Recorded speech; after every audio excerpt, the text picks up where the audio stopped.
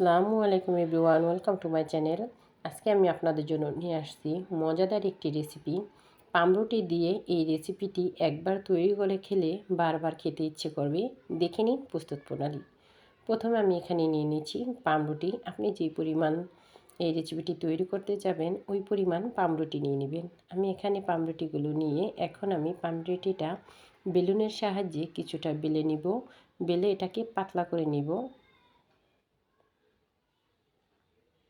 একটু দেখুন, বেলুন দিয়ে বেলে আমি রুটিটাকে পাতলা করে নিচ্ছি। রুটিটা পাতলা করে নেওয়া হয়ে গেছে। এখন আমি রুটিটার চারপাশটা কাট করে নিব।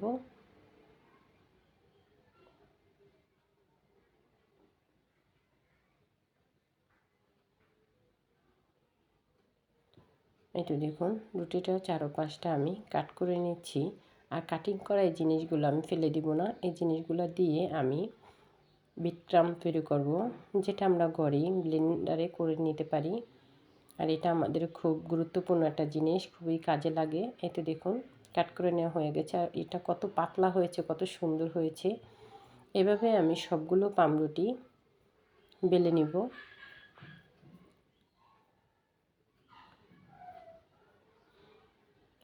সবগুলো পামরুটি এভাবে আমি বেলে নিয়ে এখন আমি এখানে নিয়ে নিব চিকেন। এখানে আমি মুরগির বুকের মাংসটা নিয়েছি। নিয়ে এখন এটা দিয়ে আমি কিমা তৈরি করব। আজকে আমি মুরগির বুকের মাংসটা দিয়ে যে পুরটা তৈরি করব, এজন্য কিমাটা একদম ছোট ছোট হওয়া লাগবে। এখন আমি ছুরির সাহায্যে এটাকে একদম ছোট করে কেটে নিচ্ছি।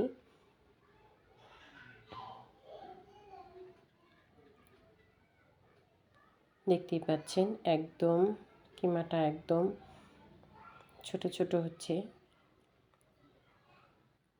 কিমাটা এভাবে আমি একদম ছোট ছোট করে পুরো মুরগির মাংসটাকে একদম কিমাটা ছোট ছোট করে নিব। এই তো দেখুন কিমাটা একদম রেডি। আপনারা চাইলে এটা ব্লেন্ডও করে নিতে পারেন। আমার কাছে মনে হয় যে এভাবে করে নিলে বেশি ভালো হয়। এখন আমি এটাতে দিয়ে দিচ্ছি বড় সাইজের একটি আলু। আলুটাকে আমি সিদ্ধ করে নিয়েছি। এখন আমি আলুটাকে মুরগির মাংসটাতে ভালোভাবে মিক্স করে নিচ্ছি। কারণ অনেক সময় আমরা তেলে যখন মাংসের কিমাটা ছাড়ি তখন কিমাটা শক্ত হয়ে যায়। আর এভাবে যদি আলু দিয়ে মথে আপনি কিমাটা রেডি করেন তাহলে কিমাটা শক্ত হবে না, নরম থাকবে। যে কোনো কিছুতে আপনি এটা ব্যবহার করতে পারেন। এখন আমি এখানে নিয়ে নিচ্ছি চিড়া। চিড়াটা আমি ভালোভাবে ধুয়ে নিচ্ছি।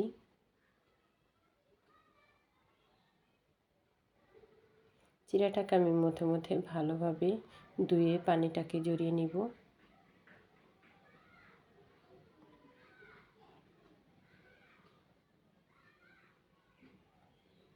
এভাবে আমি কয়েকবার চিড়াটাকে ধুয়ে নিয়েছি। একটু দেখুন চিড়াটা ঝরে নেওয়া হয়ে গেছে পানিটা। এখন আমি এটাতে দিয়ে দিচ্ছি সামান্য একটু আধা চামচের মতো টেস্টিং সল্ট। সাথে দিয়ে দিচ্ছি শুকনো মরিচ গুঁড়ো, স্বাদ মতো লবণ দিয়ে সবগুলো উপকরণ ভালোভাবে মিক্স করে নিচ্ছি। এটা দেখুন মিক্স করে নেওয়া হয়ে গেছে।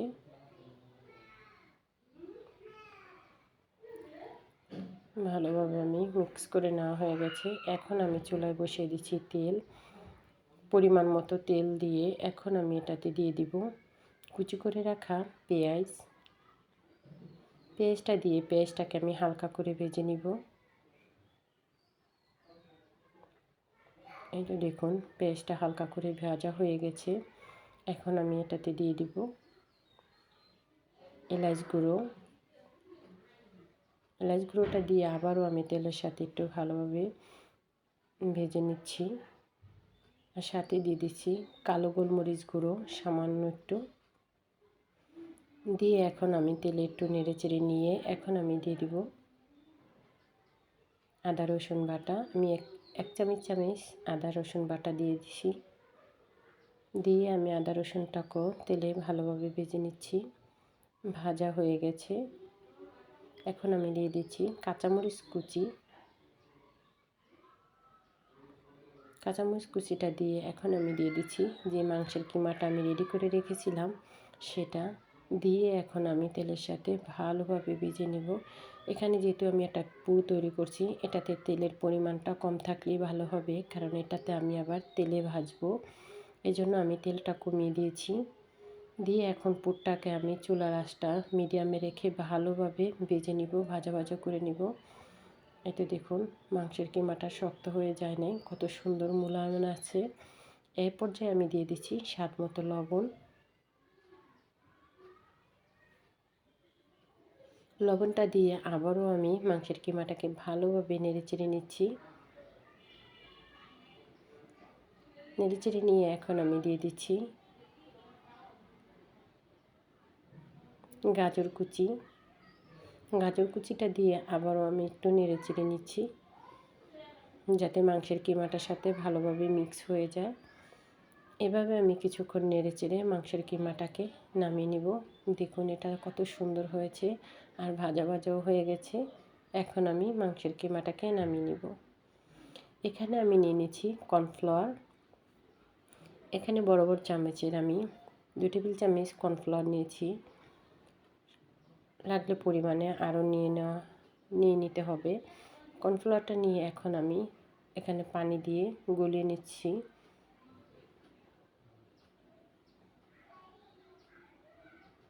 এটা লিকুইড ব্যাটার তৈরি করার জন্য। আর সাথে দিয়ে দিচ্ছি স্বাদ মতো লবণ। কর্নফ্লাওয়ারটা আমি ভালোভাবে নেড়েচেড়ে একটা লিকুইড ব্যাটার তৈরি করে নিচ্ছি। এটা দেখুন কর্নফ্লাওয়ারটা আমার গুলিয়ে নেওয়া হয়ে গেছে। এখন আমি এখানে নিয়ে নিচ্ছি একটি আলু।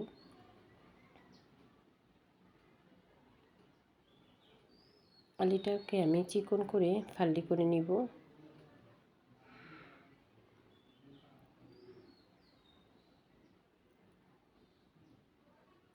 এভাবে আলুটাকে আমি চিকন করে ফালি করে নিচ্ছি।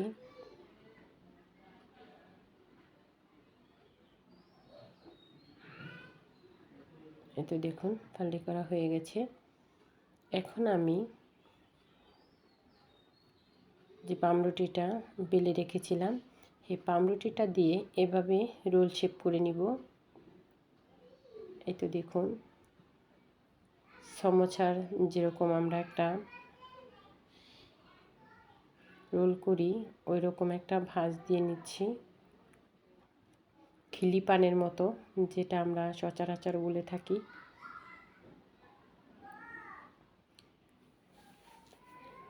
ঠোঙ্গার মতন এভাবে আমি তৈরি করে এখন আমি এটার ভিতরে দিয়ে দেব। এটার যে ছাইডটা আছে এটাকে আমি একটু সিল করে নিচ্ছি। যে লিকুইডটা আমি গুলিয়ে রেখেছিলাম সেই লিকুইডটা দিয়ে সাইড দিয়ে আমি এটা বন্ধ করে দিয়েছি, যাতে ভিতর থেকে পুরটা বেরিয়ে না যায়।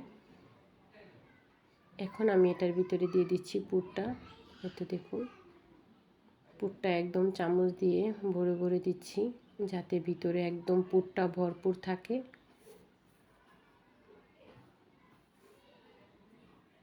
এটা দেখুন পুরটা একদম পুরা ভরা হয়ে গেছে। এখন আমি যে লিকুইডটা গুলিয়ে রেখেছিলাম সেটা দিয়ে এটার মুখটাও বন্ধ করে দিব। এভাবে এই তো দেখুন এভাবে আমি মুখটা সুন্দর করে বন্ধ করে দিচ্ছি, যাতে ভিতর থেকে আমার পুরটা বেরিয়ে না আসে।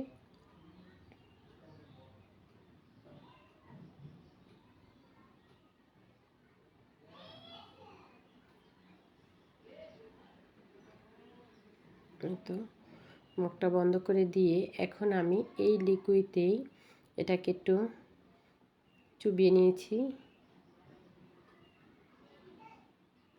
নিয়ে এখন আমি যেই চিরাটা রেডি করে রেখেছিলাম, ঝাল, বিট লবণ দিয়ে, টেস্টিং সল্ট দিয়ে, সেই চিরাটাতে আমি এখন এটাকে গড়িয়ে নিচ্ছি।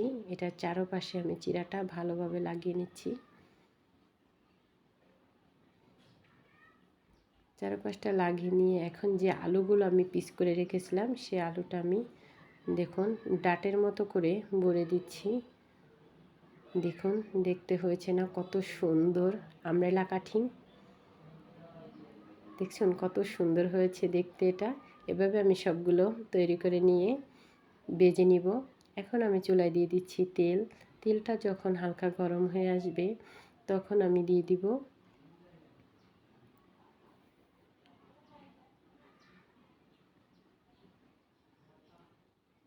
এটা দেখুন গরম হয়ে আসে, আমি সবগুলো দিয়ে দিচ্ছি। যখন আমি দিব তখন তেলটা পুরোপুরি গরম থাকতে হবে। গরম থাকা অবস্থায় দিয়ে তারপরে আমি সাথে সাথে একটু উল্টে নিচ্ছি। দেখুন দেখতে এটা কতটা সুন্দর হয়েছে। তারপরে চুলার আঁচটা একটু মিডিয়ামে রেখে আমি এটা আস্তে আস্তে করে ভেজে নিব, একদম মুচমুচে করে ভেজে নিব, বাদামি কালার করে। এটা দেখুন এটা ভাজা হয়ে গেছে, কালার চলে আসছে, বাদামি কালার হয়ে গেছে। এখন আমি উল্টিয়ে নিয়ে এটাকে নামিয়ে নিব।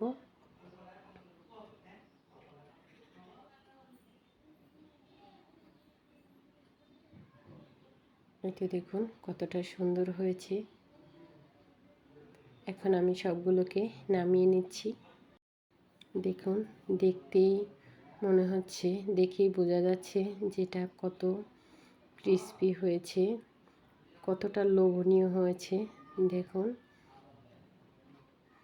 এটা দেখতে যেমন সুন্দর হয়েছে, খেতেও কিন্তু দারুণ হয়েছে। আপনারা অতিথি আপ্যায়নে সকাল বা বিকেলের নাস্তায় এই রেসিপিটি তৈরি করে দেখতে পারেন।